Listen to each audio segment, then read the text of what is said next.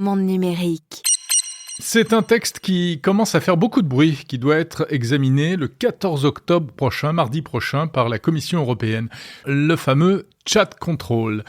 Chat Control, vous en avez peut-être déjà entendu parler, alors qu'est-ce que c'est ? Bon, déjà, ce mot Chat Control, c'est un surnom, Officiellement, il s'agit d'un texte qui s'appelle « Règlement établissant les règles en vue de prévenir et de combattre les abus sexuels sur enfants ».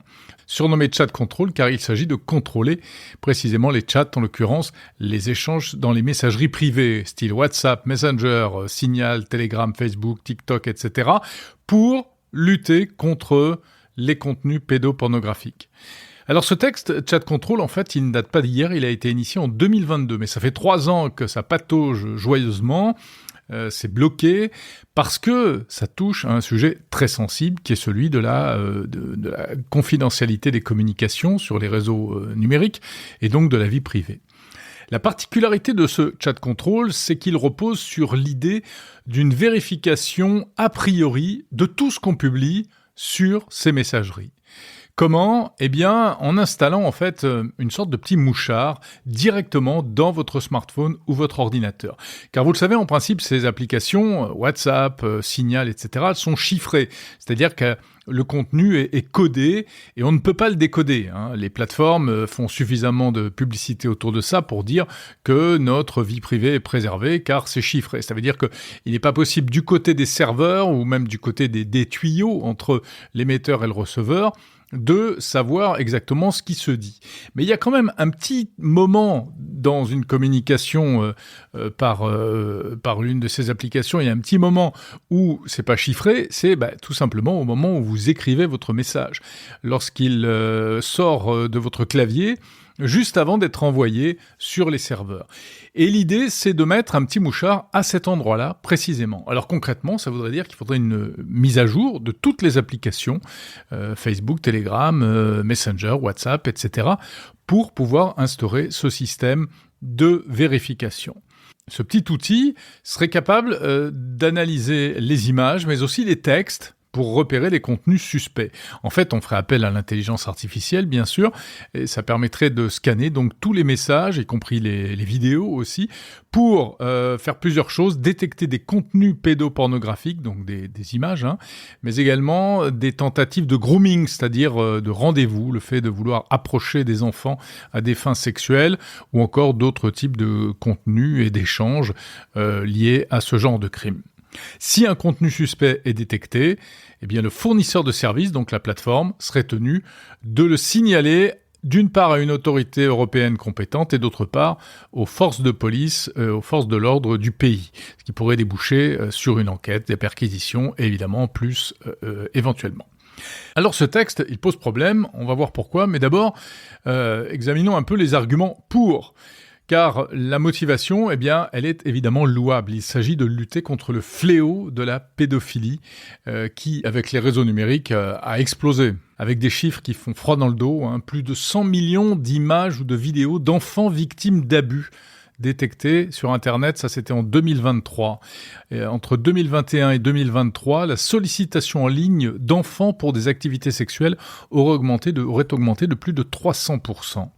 Donc on comprend bien la nécessité de faire quelque chose et c'est donc tout naturellement qu'on se tourne vers les outils numériques eux-mêmes avec cette idée d'instaurer un filtrage qui toutefois ne serait pas une écoute systématique, mais un système pour détecter et supprimer et éventuellement alerter donc les forces de l'ordre. C'est un peu comme le système des assistants vocaux à la maison, c'est-à-dire qu'ils nous écoutent tout le temps mais sans nous écouter. Ils nous écoutent pour pouvoir détecter le wake word au moment où le mot d'éveil, donc au moment où on l'appelle Alexa ou Google Home, etc. Et à ce moment-là, il va enregistrer notre demande et envoyer notre demande sur les serveurs. Mais tout ce qui se passe avant n'est pas enregistré, ça n'enregistre pas toutes les communications à la maison. Il n'empêche, ce chat control, ça passe mal, très mal auprès des défenseurs des libertés individuelles sur Internet. Alors il y a pas mal d'associations qui existent et qui veillent au grain et qui régulièrement s'opposent à ce type de dispositions. Et là, elles sont vent debout contre chat control.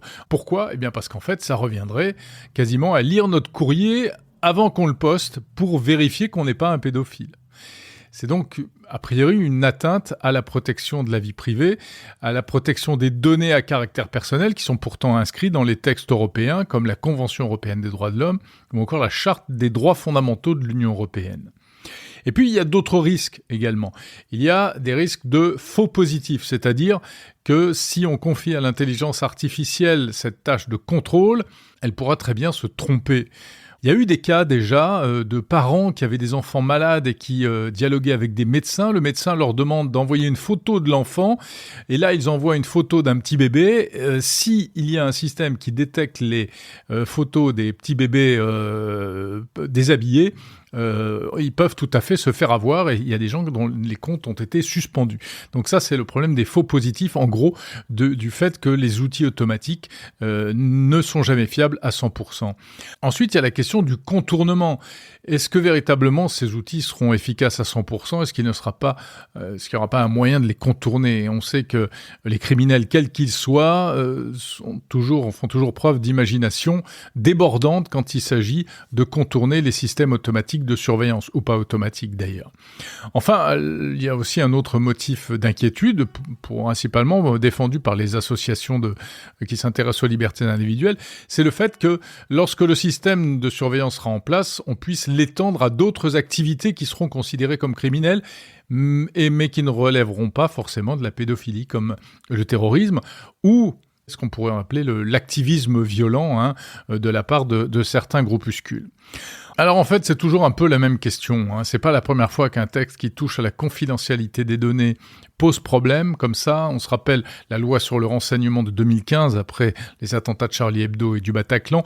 Toute la question est de savoir où mettre le curseur entre le respect des libertés individuelles et les impératifs de sécurité.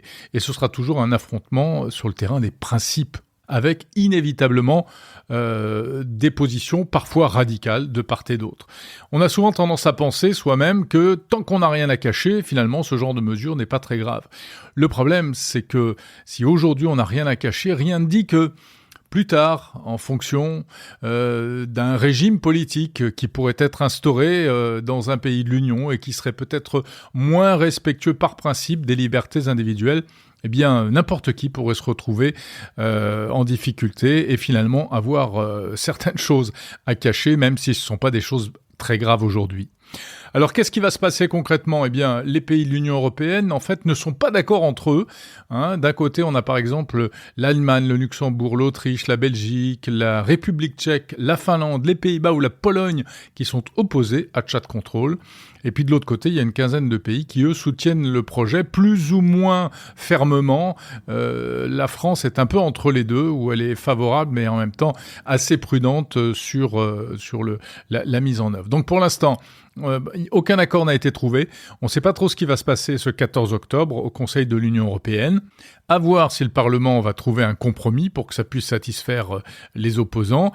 La portée, évidemment, serait énorme, puisque ça concernerait toute l'Europe. Et si aucun compromis n'est trouvé, ce qui risque de se passer, en fait, c'est que le texte risque de retomber dans les oubliettes des textes législatifs européens, mais avec possibilité qu'il refasse surface un jour ou l'autre sous une forme ou sous une autre.